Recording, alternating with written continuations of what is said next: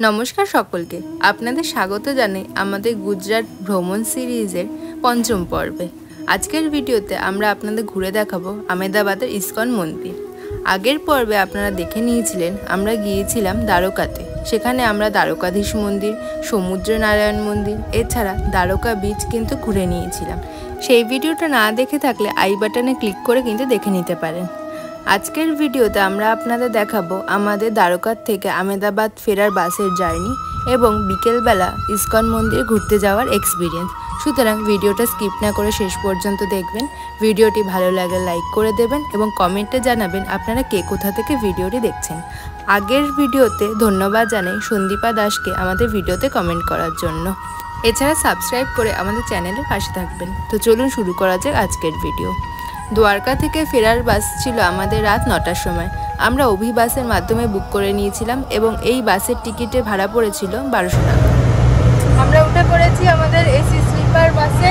আমাদের ওপরের আপার সিট আর একটা লোয়ার সিট নেওয়া হয়েছে। তো আজকের বাসটা তো আরও বেশি ভালো। দেখা যাক জার্নিটা কেমন হয়।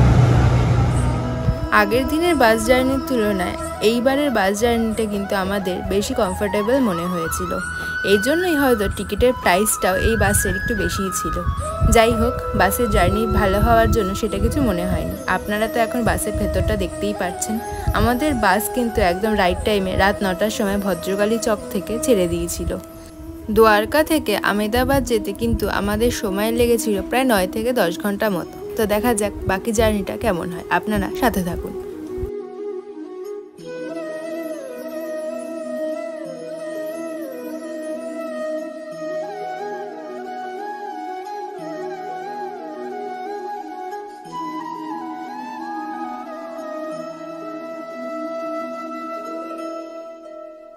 আমাদের বাস প্রায় রাত 2টোর সময় একটি হোটেলের সামনে হল দিয়েছিল। যাদের খাবার কেনার প্রয়োজন ছিল তারা যাতে খাবার কিনতে পারে। এছাড়া টয়লেট এবং অন্যান্য ফেসিলিটিও সেখানে উপলব্ধ ছিল। প্রায় 20 মিনিট দাঁড়ানোর পর আমাদের বাস আবার ছেড়ে দিয়েছিল আহমেদাবাদের উদ্দেশ্যে।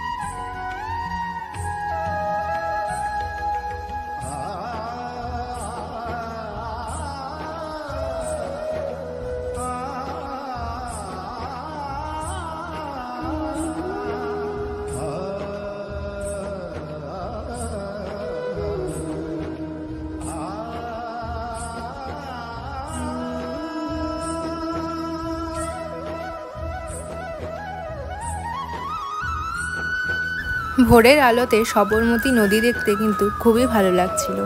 আমাদের এই বাসের কিন্তু অনেকগুলি ড্রপ পয়েন্ট ছিল, যেরকম প্রথমেই পড়েছিল উজালা সার্কেল, তারপর ড্রপ পয়েন্ট ছিল ইসকন সার্কেল, এরপরে স্যাটেলাইট, তারপরে পালদি, এরপরে গীতা মন্দির, অবশেষে কালুপুর রেলওয়ে স্টেশন, যেখানে নামলে আপনারা আমেদাবাদ জাংশনে যেতে পারবেন। সুতরাং আপনারা আমেদাবাদের যে প্রান্তে স্টে করছেন না কেন, বাসে কিন্তু আপনারা সেই হিসাবে ড্রপ পয়েন্ট সিলেক্ট করে নেবেন এবং আপনারা সেখানে নেমে যেতে পারবেন, কোনো রকম সমস্যা হবে না।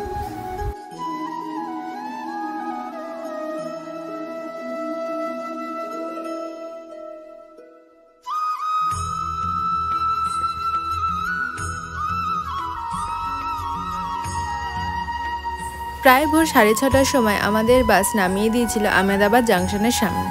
এখান থেকে হেঁটে হেঁটে আমরা গেছিলাম হোটেল মানিলা, যেখানে আমরা আমাদের লাগেজ ক্লক রুমে রেখেছিলাম।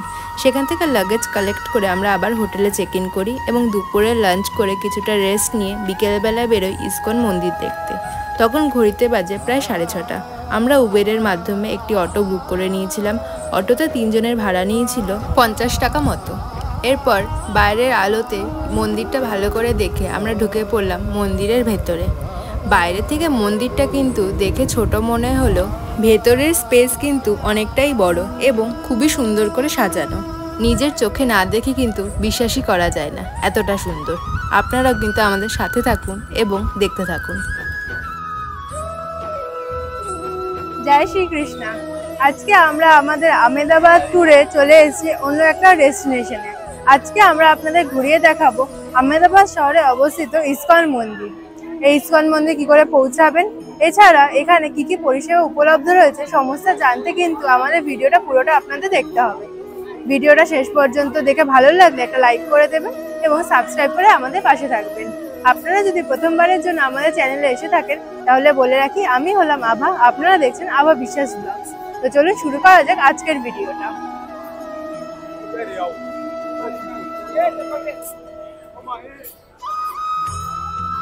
মন্দিরের বাইরে দেখলাম কৃষ্ণর কালিয়া দমন লীলার খুব সুন্দর একটি প্রতিমূর্তি করা রয়েছে। এখানে কিন্তু রাতের বেলা লাইটিংও হয়। মন্দিরের সামনের গেটে দেখতে পাচ্ছি খুব সুন্দর কারুকার্য করা, এছাড়া দুদিকে দুটি নারায়ণের বিগ্রহ রাখা রয়েছে।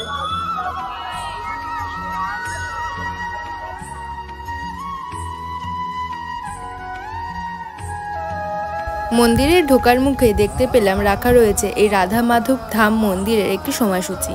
মন্দির কিন্তু সকাল 7:15তেই খুলে যায় এবং 1টার সময় বন্ধ হয়ে যায়। আবার 4টের সময় দর্শন শুরু হয় এবং 8:30 অবধি চলে। এরপর ধীরে ধীরে আমরা এগিয়ে গেলাম মন্দিরের ভেতরে। ঢুকেই দেখলাম ভেতরে করা রয়েছে অসম্ভব সুন্দর কারুকার্য। দুই পাশের দেওয়ালে কিন্তু আঁকা রয়েছে ভগবান বিষ্ণু এবং ভগবান শ্রীকৃষ্ণের বিভিন্ন লীলাকৃতি।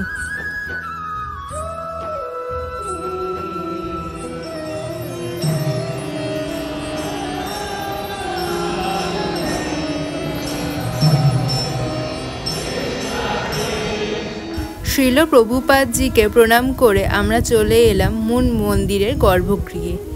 মূল মন্দিরের গম্বুজের ওপরে দেখলাম রয়েছে শ্রীকৃষ্ণের রাসলীলার খুব সুন্দর একটি চিত্র। এরপর আমরা গেলাম এখানকার মন্দিরের বিগ্রহ দর্শন করতে। আমেদাবাদের ইসকন মন্দিরে আমরা প্রথমে দর্শন করলাম শ্রীরাম, লক্ষ্মণ, মাতা সীতা এবং হনুমানজির বিগ্রহ। এরপর এগিয়ে গিয়ে আমাদের চোখে পড়ল নিতাই গৌরাঙ্গের বিগ্রহ এবং সবশেষে মন্দিরের মাঝে অবস্থান করছেন আমাদের রাধা গোবিন্দ এবং রাধা গোবিন্দের সাথে রয়েছেন শ্রীনাথজি। বিগ্রহে দর্শন করে মন যেন শান্তিতে ভরে গেল। এখানে কিন্তু সবসময় কীর্তন হচ্ছিল, সুতরাং পরিবেশটা কিন্তু খুবই ভালো ছিল। আমরা বেশ কিছুক্ষণ বসে এখানে কীর্তন শ্রবণ করলাম।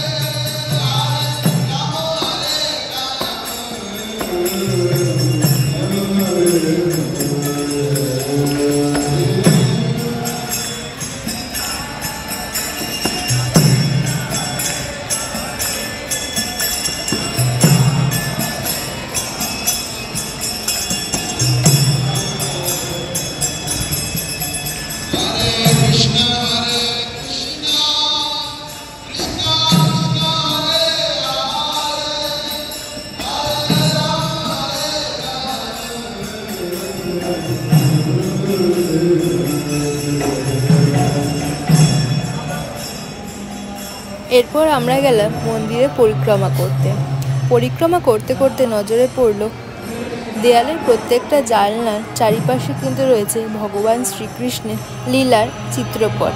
সেগুলি দেখতে কিন্তু খুবই ভালো লাগছিল। আপনারাও দেখতে থাকুন।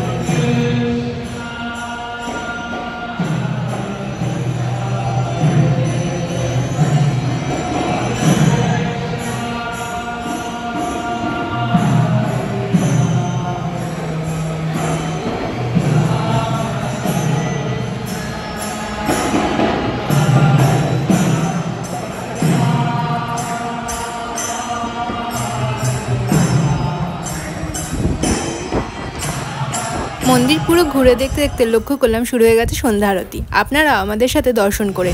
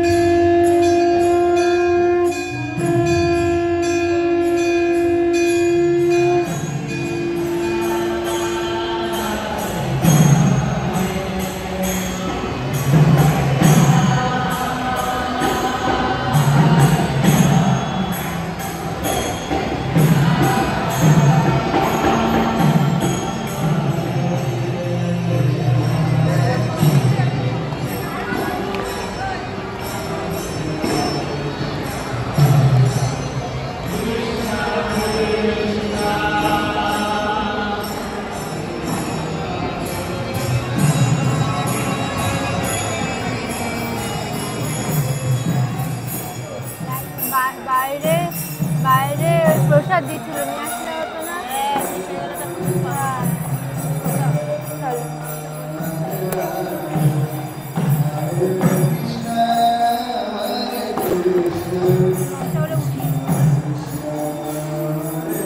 মন্দির থেকে বেরিয়ে যাওয়ার পথে লক্ষ্য করলাম ডান দিকে রয়েছে একটি গিফট শপ।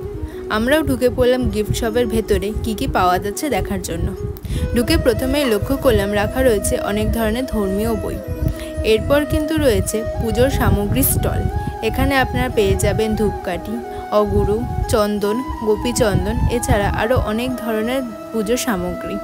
চাইলে এখান থেকে আপনারা সেগুলি কিনেও নিয়ে যেতে পারেন। তারপরে লক্ষ্য করলাম রাখা রয়েছে রাধা মাধব এবং গোপালের সুন্দর সুন্দর পোশাক। গিফট শপ থেকে নিজেদের প্রয়োজনীয় কিছু জিনিসপত্র কিনে বেরিয়ে আসলাম।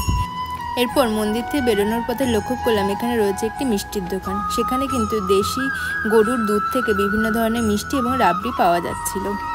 আমরা মন্দিরের বাইরে চলে এলাম এখানে ফুড স্টলগুলিতে। সেদিন ছিল একাদশী, তাই আমরা একাদশীর প্রসাদ কিনে নিলাম। ছিল সাবুদানার বড়া এবং সাবুদানার খিচুড়ি। সাবুদানার বড়ার দাম ছিল 30 টাকা এবং সাবুদানার খিচুড়ির দাম ছিল 50 টাকা। এছাড়া কিন্তু এখানে রবীন্দাস রেস্টুরেন্টটিও রয়েছে, যেখানে নানান ধরনের খাবার পাওয়া যায়। নিয়ে নিলাম ইসকনের স্পেশাল রাবড়ি, যার দাম ছিল 100 টাকা। খেতে কিন্তু অসাধারণ ছিল। রাবড়ি খাওয়া শেষ করে আমরা আবার উবের থেকে একটু অটো বুক করে নিয়েছিলাম এবং পৌঁছে গেলাম আমাদের হোটেলে। এরপরে কিন্তু আমরা রাতে বেরিয়ে যাব ট্রেনের জন্য। গুজরাটের মিনি ট্রিপ কিন্তু এখানেই শেষ। আমরা উঠে পড়েছি আমাদের আহমেদাবাদ টু হাওড়া যাওয়ার ট্রেনে। সেটা কিন্তু ছাড়বে রাত 12:25। আহমেদাবাদ থেকে হাওড়া যাওয়ার এক্সপিরিয়েন্স আমরা শেয়ার করব পরবর্তী একটি ভিডিওতে। এই ভিডিওটা এই পর্যন্তই। ভিডিওটা ভালো লাগলে একটি লাইক করে দেবেন এবং কমেন্টে আমাদের জানাবেন। এছাড়া সাবস্ক্রাইব করে পাশে থাকবেন। ধন্যবাদ।